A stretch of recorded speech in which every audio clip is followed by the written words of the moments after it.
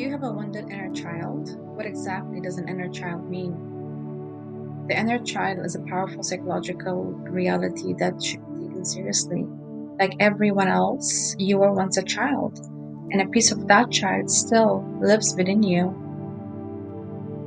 In this video, I want to talk about 6 signs that you have a wounded inner child. And then at the end of the video, I'll discuss how to heal from that inner child. So make sure you watch till the end to find out how to heal from it. And I'll get to the healing part later, but energy healing is one of the ways that you can heal your inner child. But there are also more action steps that you can take in becoming more conscious of your inner child, which I will discuss towards the end. But first of all, it's really important to watch for these signs and see if you do have a wounded inner child. And if you do, it's really, really important to heal from it, because most of the time it affects our relationships, it affects our life, it negatively affects and changes everything with everyone.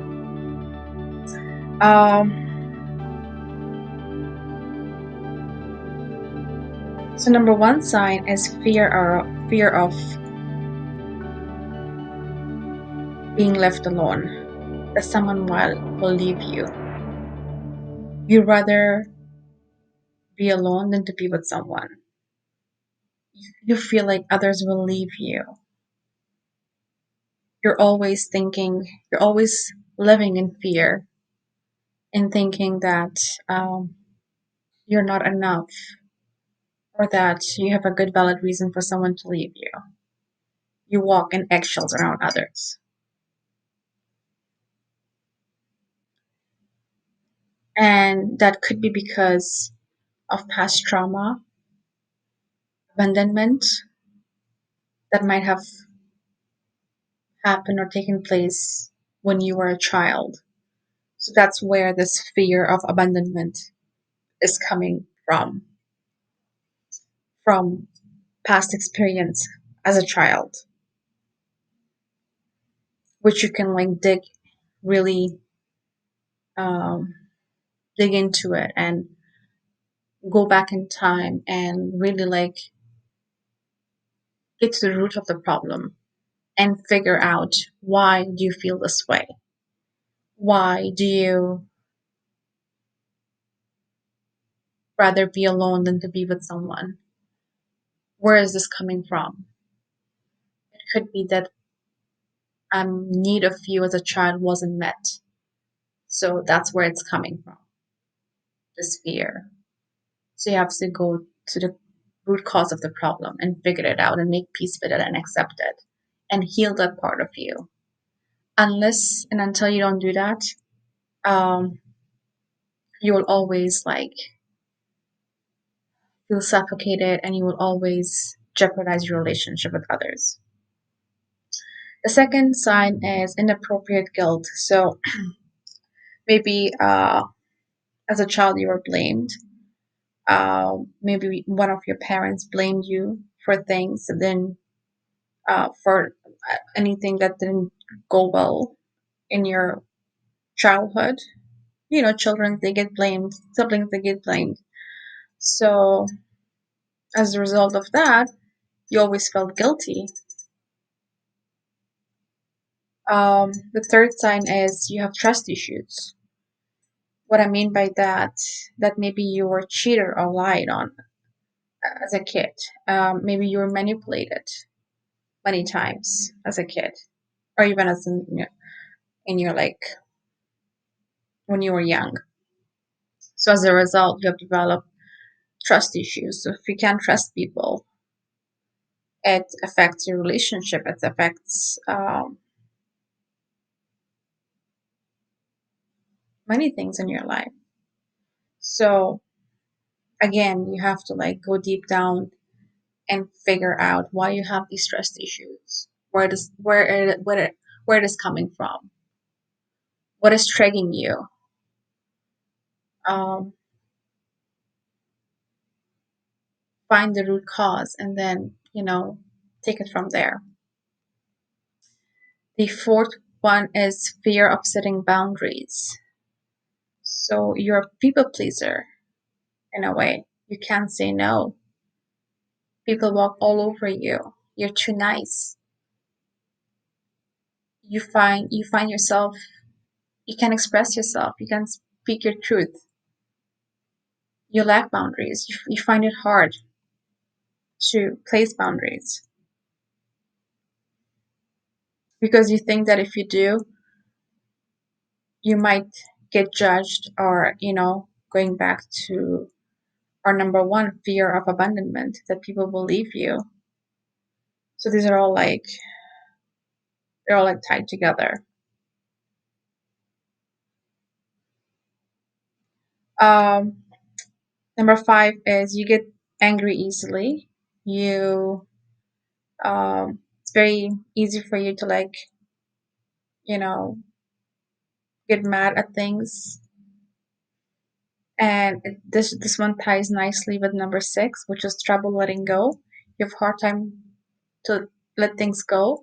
So for instance, you come home and you see dishes in the sink, you get mad, you get angry about it, you get anxious, you yell, you say things that you're not supposed to say. And that has to do with your inner child. It's stemming from you're getting triggered, and as a result you show anger. So watching the dishes in the sink triggers you in a way. But that's not just that. You have to find a way to why that is so, where that is coming from.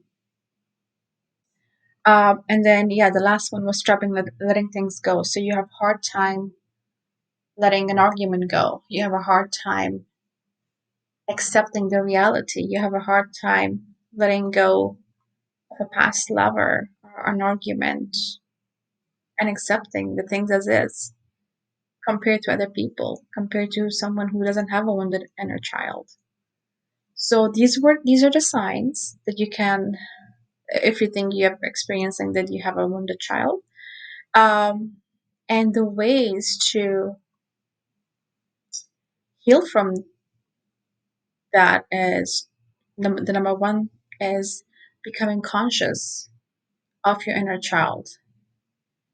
That's the number one thing. Acknowledging that so acknowledging is the number one. You just acknowledge that you have an inner child, that we're all children, that we were all once a children, and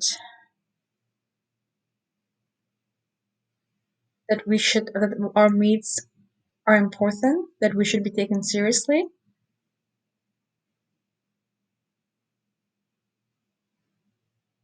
And that you have a unhealed trauma. So acknowledging is the first thing, and then becoming conscious of your inner child, knowing that the little girl inside you, knowing that as a kid, looking back at her, how were you raised? Were your needs met? Were you taken seriously? Were you given love and affection? Were you heard? Were you expressive in your language, in your communication? How were you brought up?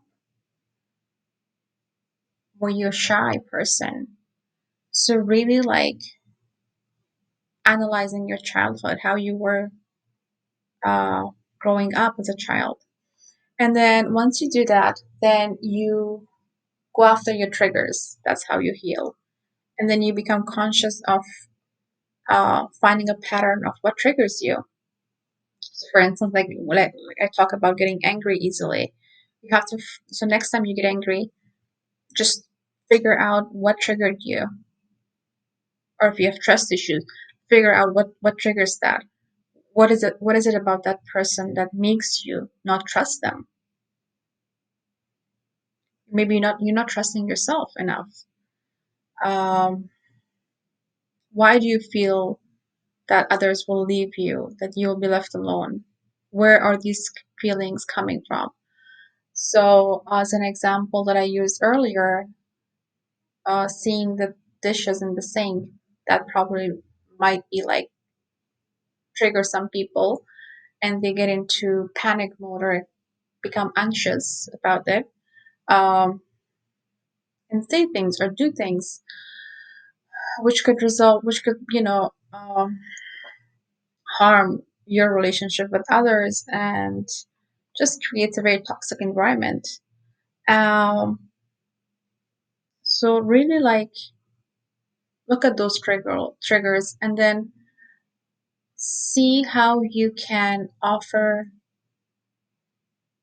go back to your inner child and see what that child needs at that moment, at that given time when you're feeling angry. How would you soothe that inner part of you? Uh,